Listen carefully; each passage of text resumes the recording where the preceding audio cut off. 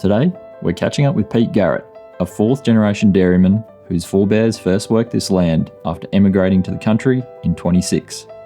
For nearly a century, they've tended to these acres, milking cows with true blue dedication. Just 4 months back, we hooked Pete up with a cutting-edge Greenline Ranger robot that's transformed feed management for his bustling 300-head herd, mixing modern smarts with good old-fashioned know-how. Pete and his father are the epitome of forward-thinking farmers, bold innovators who grab hold of new tech without turning their backs on the wisdom of yesteryear.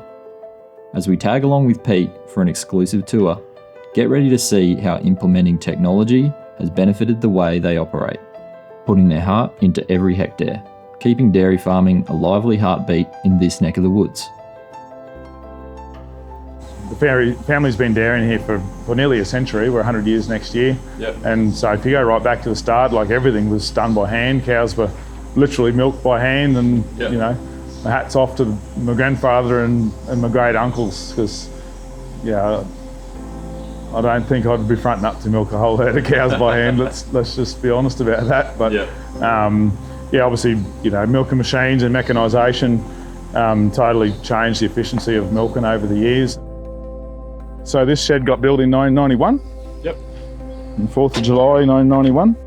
The herringbone dairy that was built then was replacing what was the walk-through dairy. Yep. Pretty much the dairy is our harvesting point, where we harvest milk every day, and it's a very important piece of infrastructure for us because, obviously this is where it all happens. Everything else we do outside kind of all ends up here, So, having a dairy that's efficient, that getting milk out of cows and getting cows in and out of the shed is all pretty important. So, 2015 was the last renovation in here, where we went to 18 units and extended the roof down a bit. Yep. We can get our 300 cows through in about 2 hours. When the cows come in, they come in through the entry gate down there, and they come in here, and that's the stalls I was talking about, where they just walk in there. Every cow's got their own stall. We don't feed any grain in here anymore. We can still, we've got an infrastructure to still feed a bit of grain if we need to, but we actually just find it's far more efficient to put the grain in the TMR mixer and feed the cows like that. So when the cows come in, they're all in, they get milked, and then they're out again. In probably like 8 to 10 minutes per side. So you got 1 or 2 workers sort of sitting down in here? Yeah, mostly put 2 staff in here. We try to have like a senior member, and then where we can, we have a junior type, worker in the dairy. So they'd just be, casual, school-age kids, that sort of thing from in the region that look for a bit of work. So our milking machine is a swing over. So there's only cups for one side. Yep. So when these ones are in, the cups are on this side. When they finish milking, they spray the cow with iodine. Yep. So teats are automatically coated with iodine before the cup comes off. Yep. And then the cup comes off and hangs up on the rope. Once that's off, you can swing it across the opposite side, where you've got the next cow ready to go. Yep. And just whack them on there. And once the whole line's changed over, that side goes out. And then the next side's being milked while they're changing over, and then you just do it all over again. So how often do you see a truck come in to collect that milk from you? Every day. Yeah, okay, yep. Yep, so our storage is not enough. We can, milk can be collected every alternate day, every second day off farm, but our storage is not big enough for holding 2 days worth full of milk, so they just come every day. Sucks it on and away they go. All the cows are managed with the nils button in their ear. Yep. When they walk in, they're scanned with an antenna down the bottom there. So when they come in the dairy, we know exactly who's in here, that helps us with management for any treatments, or, if we've got any treatment at all in the cow, her milk's got to be withheld, and you can't, supply that for consumption if there's any traces of any, substances in it. So you've just got to make sure you keep that out. But the computer it's really there to help us with management. And we're collecting data along the way. So when the cows are in getting milked and the milking machine goes on, there's milk yield monitors up here. That little blue sensor there is monitoring milk flow. Yep. So it's recording how much milk the cow's given in that session, and then that gives me averages for 7-day averages for how much milk that cow's making and all that sort of thing. So obviously, you know, with your technology advancement and improvement, your herd size has been able to grow as well. So Yeah, that's right. Yep. Like, I mean, all works hand in hand pretty well. when we were managing everything manually, like there's only so many hours in a day, and Yeah, that's right. kind of so much you could do. But you know, like just the streamlining of what we can do now with you know, automation essentially with the computer system managing, you know, our cows and all that, you know, cow related data. Yep. Cows are then also wearing collars now, so we're monitoring activity and rumination. So we're getting health reports and reports on, like, for our breeding fertility management. Yep. So it tells us when cows are in season, when they need to be AI'd, gives us a window of time when that cow's got to be either put to the ball or inseminated. So yep. Yeah, so that you know, and that all, it goes to the cloud, goes to your phone. So you know, exactly. You've always got the data on hand. Whether I'm here on site, you know, actually doing the job, or whether I'm off site and I've got staff here managing that, I can still, you know, give them guidance about what needs to be done. Yep.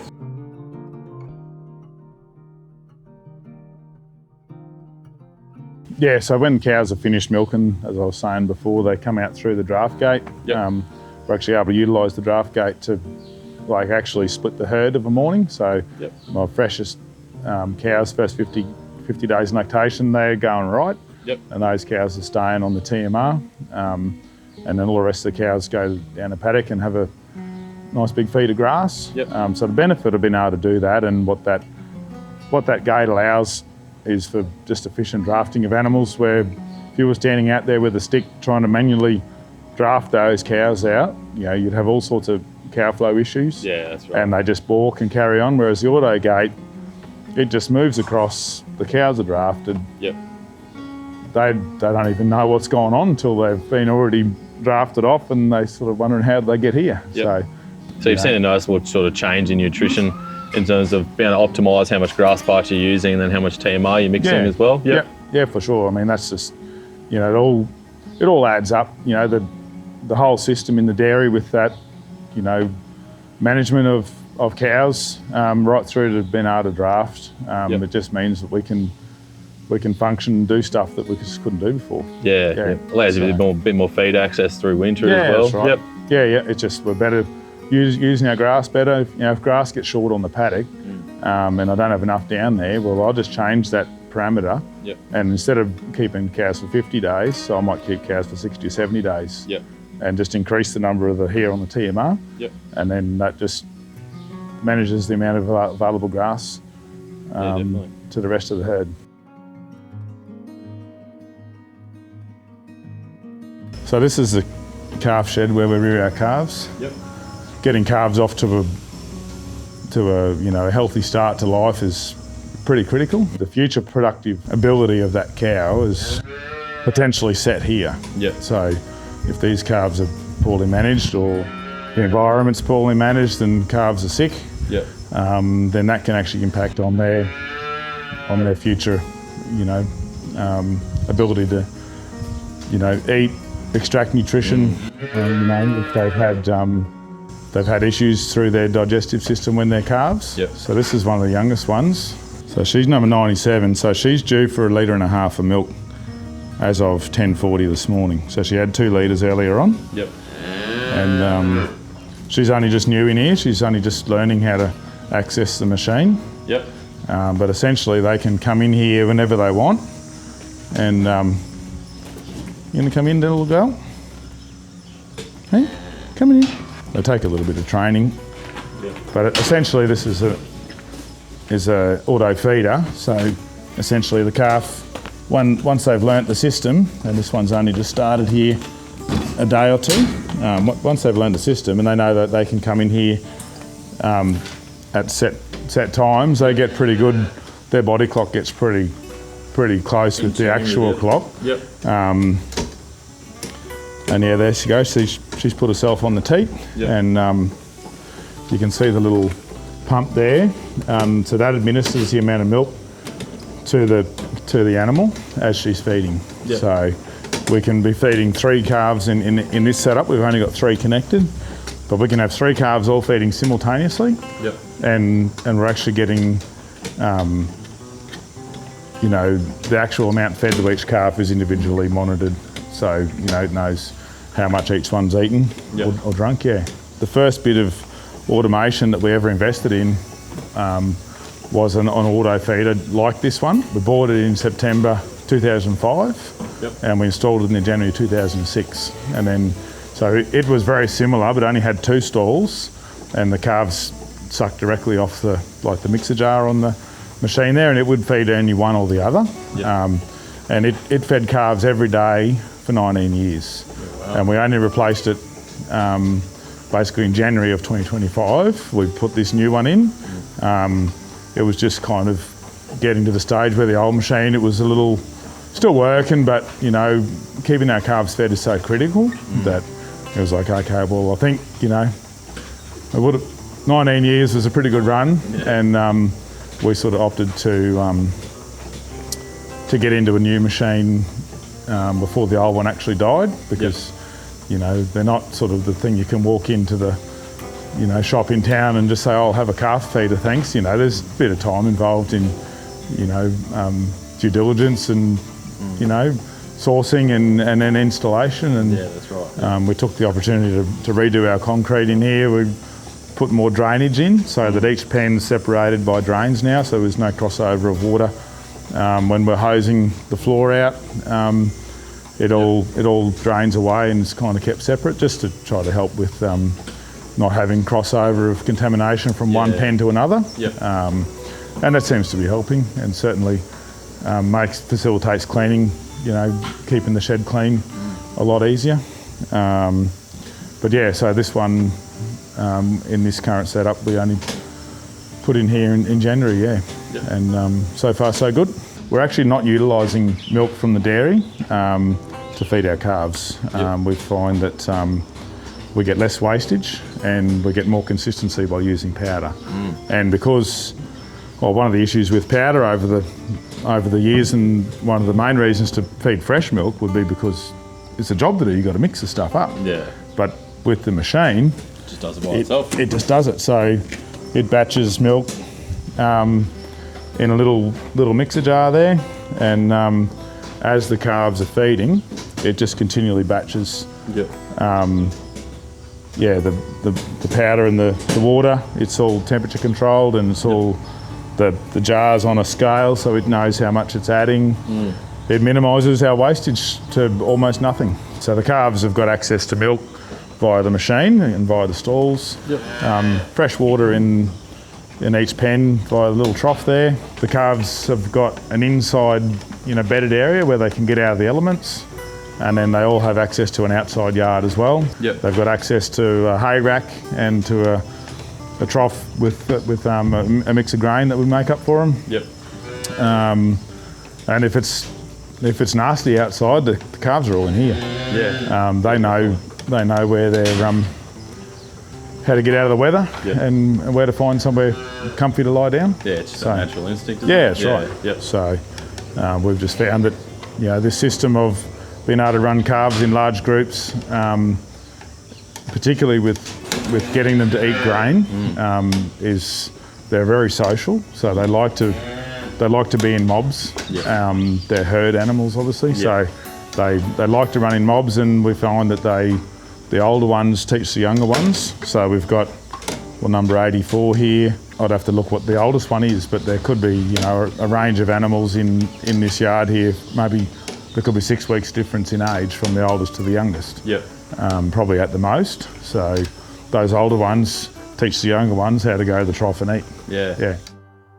We used to have potty calves all growing up, so it's all that smell of milk powder. I've always loved it as a kid. Triggers a memory. Yeah, definitely.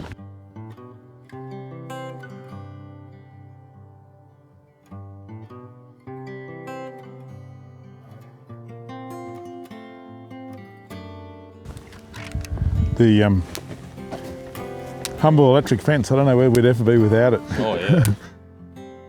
So what we do when the cows come into the grass every day, because we're on a centre pivot, every day they get a fresh wedge.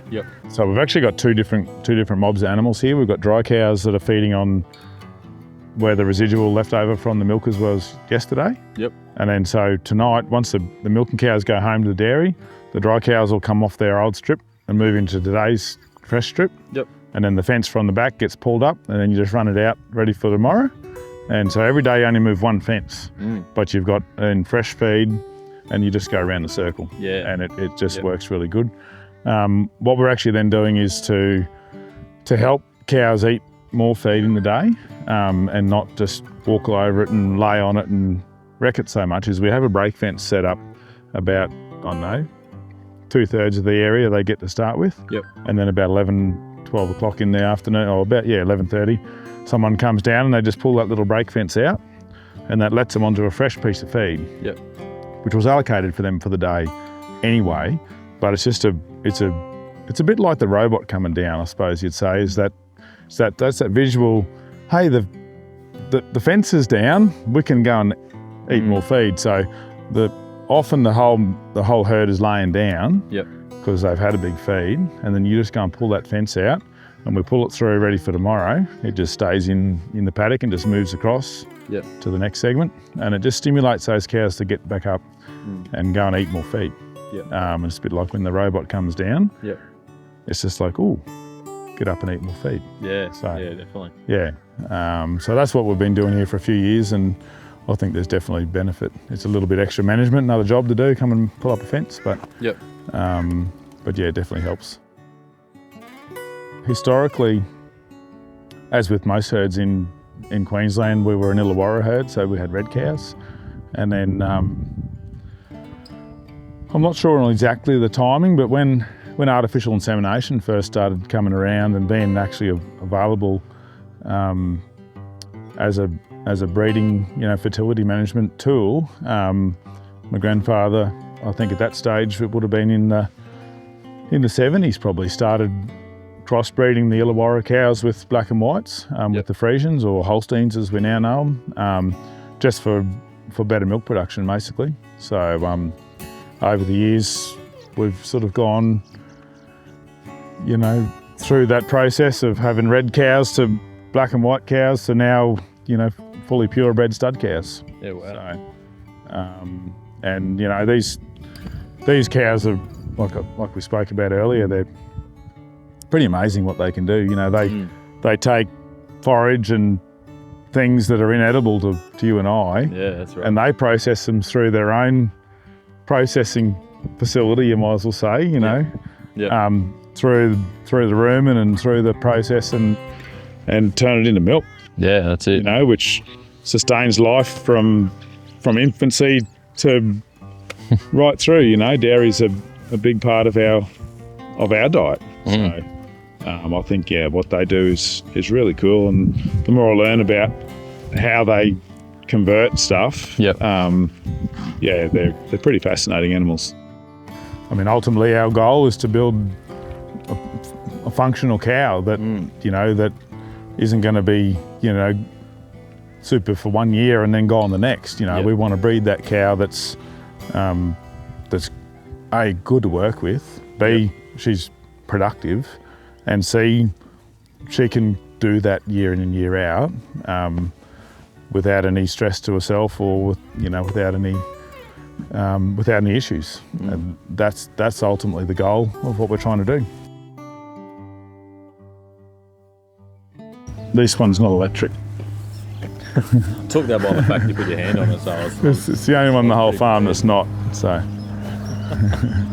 yeah, these ones have come back from the show. So there's 2087, the big cow there. Yep. At the Ekka, she was Supreme Champion udder of the show. And then this one here looking at you, 22097. Yep. So she was at the show as what they call an intermediate, which is she's on her first calf. And so she was Supreme Intermediate cow and Supreme Intermediate udder as well. Showing is a bit of a labour of love, really. There's a lot of work in it, but I guess we see value in it in a few places. In one, it's just satisfaction, kind of bit of call it a hobby, if you will. Yeah. Where I guess we just get the chance to take our cows that we've bred over the years and showcase your hard work, I guess. And, you know, put them in the ring with our mates from within the industry, and we compete on the day, you know, and hopefully we come up well. But aside from that, you know, that's the, I guess that's kind of that's the me thing, that's the bit of satisfaction. But then there's the, you know, and I guess that in turn helps to build our brand, which is where we can probably get some value back from that in time, as our reputation, you know, hopefully we build a good one, you know, within our industry. One of the other main things that we have the opportunity to do when we're at a show is basically tell our story, you know, like, so what we do day in, day out on the farm, we try to take a bit of that into the city and, you know, just give people the opportunity to actually see a big dairy cow, and to see how much hay they eat and how much milk they give. And really appreciate that social aspect of it. Like, people just genuinely are just genuinely interested in, and unless we go to a show and go and take the time to chat with these people, they often don't have any way to know. They don't have any connections to a farm. So to me, you know, that opportunity to go and tell our story really about what we do individually with our farm, but then collectively all of us that go to the show as an exhibit to the public, we're all kind of, you know, taking that story forward. And you know, if we're not there telling our own story, then someone's going to try to tell it for us.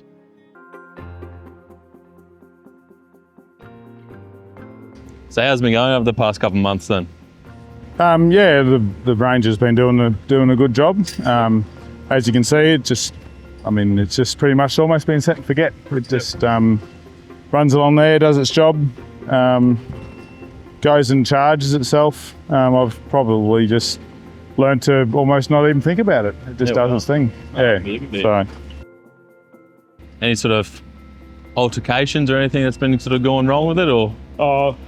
Yeah, like we did have one instance where the drum stopped spinning. And I just got onto Troy over that dome, and together we sort of looked through all the possibilities and decided that it probably needed a actually come and have a look at it. So we just popped it up on the lifting sling and took it up to the workshop, and went through it, had a look. Actually didn't find sort of really anything wrong, but we suspect it might have been an issue with the brushes in the motor. Might have been something stuck, but basically, just put them all back together, and it's worked like a charm ever since. Oh, awesome! That's really good to hear. Yeah, and possible there was a little tiny, you know, bit of rock or something got stuck in a roller that we didn't notice, but generally, it just works marvelously well. You haven't sort of seen much of a change in like your temperament with the animals as it's coming past, or? Yeah, they're chilled out pretty well with it. They're not fazed by it, and you know, like they get to know when the robot comes down that, you know, that there's fresh feed there, and you know, come and have another bit of a chew. So is there anything sort of in the future you'd ideally like to try and see on the machine, or? Look, I reckon a possible thing that could be useful around different setups is if the machine could lift up to cross over like a cow track or a vehicle track. Just so that you can lift up and avoid, you know, picking up any contaminants that aren't feed. So that would, to me, like if Ranger could incorporate that sort of functionality into it in the future, would be really cool. And you know, maybe just some way to know if there's a problem from it, whether it, you know, gives me an alert, say, you know, an instance where the drum wasn't working. But that's probably about it, to be honest. So obviously it's been here for about 3 and a bit months now. So how many hours is actually on it?